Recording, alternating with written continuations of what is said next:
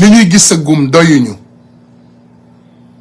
li ñuy gisagum doyuñu warul demee nii balaa maa dee bi ma dégloo temps yële passé j'ai même écouté encore et écouté 2 fois 3 fois j'écoute de notre ministre des Affaires étrangères qui nous dit que c'est les diplomates de carrière xawma lan ak lan ak lan qui seront élus dans des postes où le président mais notre ministre des Affaires étrangères n'est pas une diplomate de carrière suñu ministre des Affaires étrangères elle est tout sauf diplomatique de carrière et notre président il est tout sauf président de carrière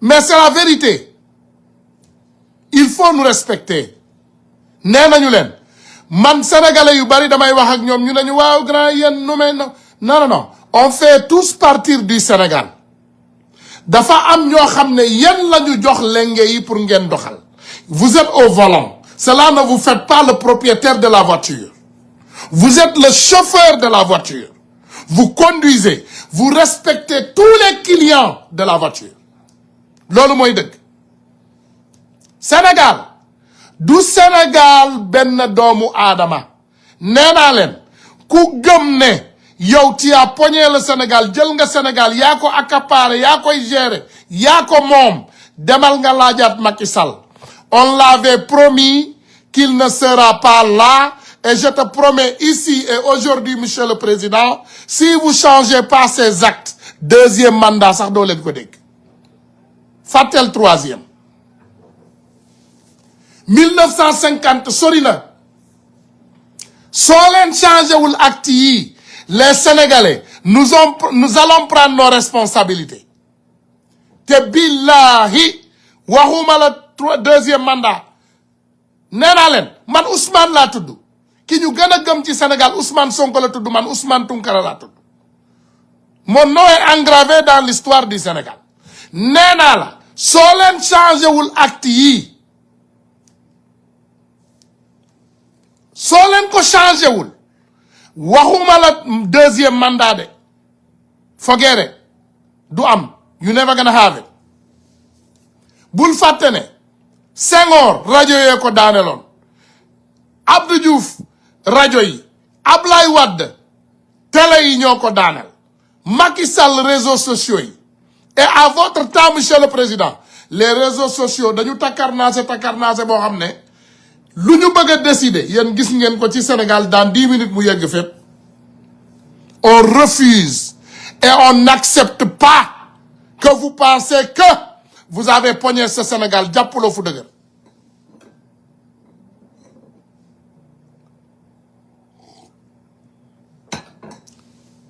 suñuy noon ci ñun lañu nekk ñun suñuy noon ñu ngi ci ñun suñuy noon ñu ngi ci suñu biir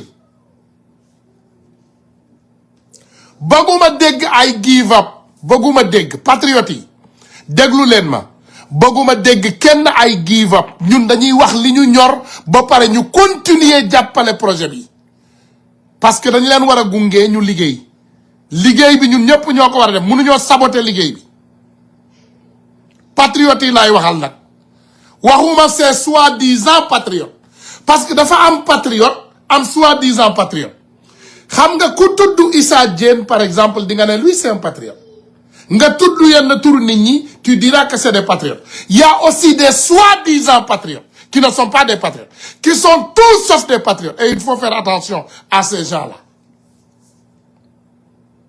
ndax dañu ne constance la ñu wax on dit de rester constant et on vous dit encore monsieur le président de respecter les Sénégalais et leur choix bu la neexee nga bañ a génn nga def lu la neex nga ne yow da nga am force yow kenn du la faire chanter way d'accord on est d'accord de tout ça yow kenn du la defloo on est d'accord de tout ça voilà mais ñun dinañ la defloo ñii di nga leen dàq ci nii wala nga dàq leen ci naa wala ñu continuer xeex ak yow c'est ton choix te je vais vous dire que ñun bu ñu continuer xeex ak yow dinañ la affaiblir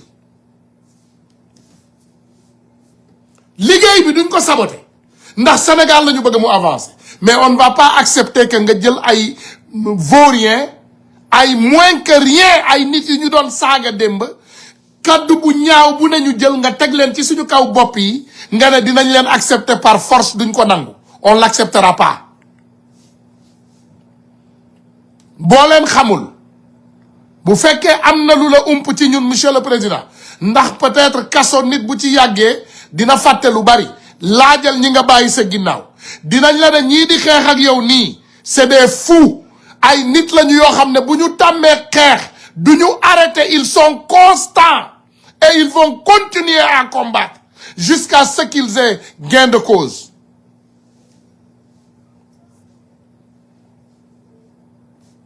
waaye ay nit yoo xam ne ay saagakat lañu démb dégg naa Bara Sankaré ñu koy transférer xaw ma fan j'ai pas beaucoup lu parce que je me disais que comme yoon defagul liggéeyam mais Bara Sankaré vous savez qui il est monsieur le président Bara Sankaré le commissaire Bara Sankaré de la police cet imbécile vous connaissez qui il est c'est un assassin kooku moo gën a bon li yàlla sàkk ci Sénégal yépp le commissaire Bara Sankaré il est nommé quelque part d'autre man dama ne xëy na peut-être dañuy xaar en attendant yoon def liggéeyam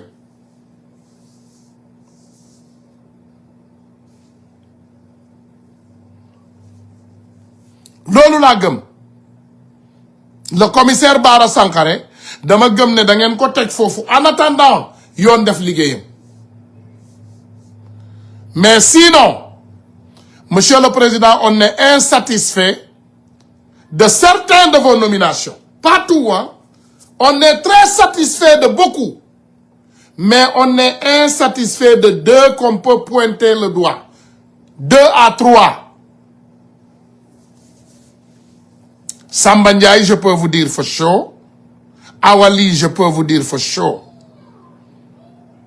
mais bu ma nit ne tey Sénégal nañu bàyyi noonu waaw vraiment on doit travailler dans l'arme ensemble ce que tu vas me dire demain c'est les personnes qui ont essayé de m'assassiner de me retirer de ma famille et de détruire ma vie tu vas les embaucher près de toi je ne parle pas de moi seul en personne il y a beaucoup d'autres Sénégalais qui sont là man dama toog Francoulaye di xaar monsieur le président on n'a pas baissé les armes on est toujours là et on est toujours constant et résilient am na ay nit yoo xam ne seen kàddu dafa sori te maa ngi lay promettre live bii nga dégg nii tey boo toogee ci palais bi nga seetaan ko te changé wul sa avis ci li ngay def nga dëgër ci bis boo daanoo jëlal live bii nga dégluwaat ko ça va te servir de leçon pour la vie Macky Sall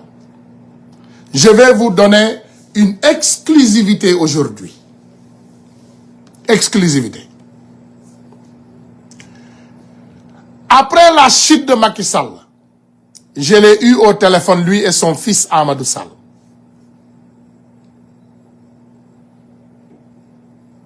mu ne ma quand j'écoutais tes lives je te prenais comme un fou parfois mais en fin de compte je me suis rendu compte que su ma la déglu woon tuuti peut-être je pouvais sauver beaucoup de choses baaluma ko de jéggaluma ko de na sama Sénégalais yi déglu jéggaluma ko non jéggaluma ko te man lépp lu ma wax day am preuve lépp lu ma wax dafay am preuve monsieur le président faut pas nous écouter bu la neexee bul ñu déglu dama ne ñun li ñuy wax duñ ci dellu ginnaaw kenn duñu ci delloo ginnaaw ndax man wax naa leen ko nee naa leen ñun bi ñuy ñëw on est venu avec nos propres moyens on est venu avec notre dignité amul benn doomu aadama boo xam ne moom moo ñu jox dërëm wala moom moo ñu dugal ci lii déedéet lépp lu ñu def on l'a fait parce que ñun dañ ko gëm te dañu gëm projet bii donc dama ne respecté leen ñu respecté leen ñu sénégalais yaa ngi fii di liggéey combattre donner leur vie, sacrifier leur vie. Buñu ken ñew ne fi demain, c'est le don de soi. Il y a le don des millions et le don de n'importe quoi mo fi am. Mo fi dess. Il y avait le don de soi avant que les gens reçoivent des millions. Don de soi, il y a les gens dans les privilèges avec des millions, avec des postes. Quelqu'un vient me dire ici le don de soi. Encore, tu vas voir. Donnez-moi le don de soi. La signification du don de soi. Anamu, moy lan? Moy nga def te yalla rek tax. Do ci fayeku, n'est-ce pas? Voilà, bu la nexé. Mais maintenant le don de soi, tu as 5 millions, tu as 4 millions, tu as 8 millions, tu as 10 millions, tu as une voiture de service, tu as une maison de service. Il n'y a pas de don de soi. Kon ngeen dello salaire yi di liggéey tay na sénégalais yi dama koy def te yalla rek tax. Man ku bëgg ne don de soi, du ma ngi liggéey ba légui. J'ai pas de salaire, allez travailler sans salaire. Après vous venez me dire le don de soi. Dem len ngeen liggéey sans fayeku. Bu ken fayeku, deng nga? Bu len fayeku. Man fayeku ma. Donc yeen tamit bu len fayeku. Ñun ñëpp ñu liggéeyal Sénégal, après vous venez me dire don de soi. Ce don des millions est le don de n'importe quoi. Lolu mo fi am. Don des millions et don de n'importe quoi. Ndax gis nañ fi ay nit yu falu, fal seeni waa kër, fal seeni xarit, fal seeni am di jàmm, te ñu ngi ci jàmm. Gis nañu tey lobbying bi nekk ci gis président ak gis PM. Ku bëgg a gis président, waaw na nga am ay connexion, am ay contact ak ay xarit. Ku bëgg a gis PM, na nga am ay contact, am ay connexion ci biir. C'est ça la vérité. Nit ñaa ngi ci jàmm, yeneen nit ñaa ngi torox di jooy. Muñ nañ ko nag, muñ nañ ko. On l'a pris avec dignité.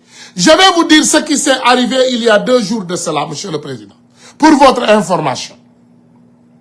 Encore une fois, une de nos sœurs patriotes, une de nos sœurs les plus braves de ce combat que nous connaissons, rakkam di patriote, mu nekk ci nit ñi gën a brave, ñu dàq ko ci service am au port de Dakar, au port autonome de Dakar.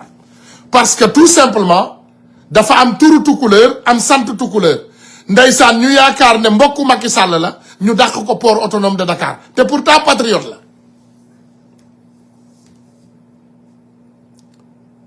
Il faut savoir que on sera là.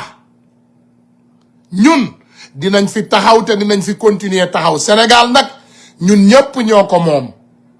Donte ñun ñoo ko dénkaane jox la ko yow président Bassirou Diomaye Diakhar Faye ci coobere premier ministre ak président Ousmane Sonko moo tax ñu jox la ko waaye bu leen ñu yeb de non duñ ko nangu de fal ku la neex xool ku la neex moo la arrangé. Regardez vos patriotes, regardez Issa Diène, l'un des plus braves patriotes de l'Europe, man fa toog.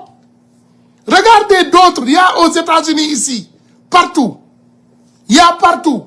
États-Unis, je peux vous citer des jeunes comme Ibrahima Thiam. Est-ce que vous savez, le chargé des élections des États-Unis, Ibrahima Thiam, c'est l'un des jeunes des plus compétents des Amériques. Mahdi Mbeng, l'homme des jeunes des plus honnêtes du projet. Hein? Il y a d'autres. On peut en citer. Il y a Marie-Jeanne. Il y a d'autres. On peut en citer. On peut en passer.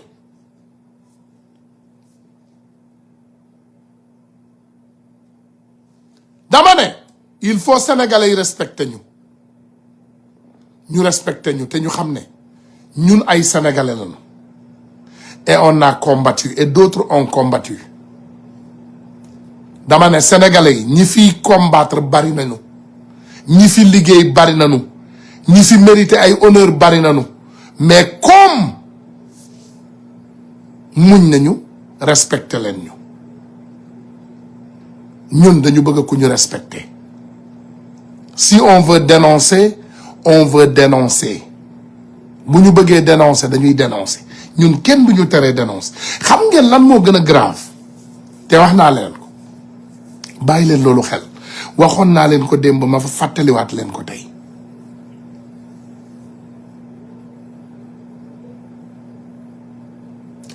Ah oui, c'est vrai, Babacar Sarr. Ce que tu dis au port, c'est pas vrai. C'est très vrai. Au port autonome de Dakar, dàq nañu fa benn patriote.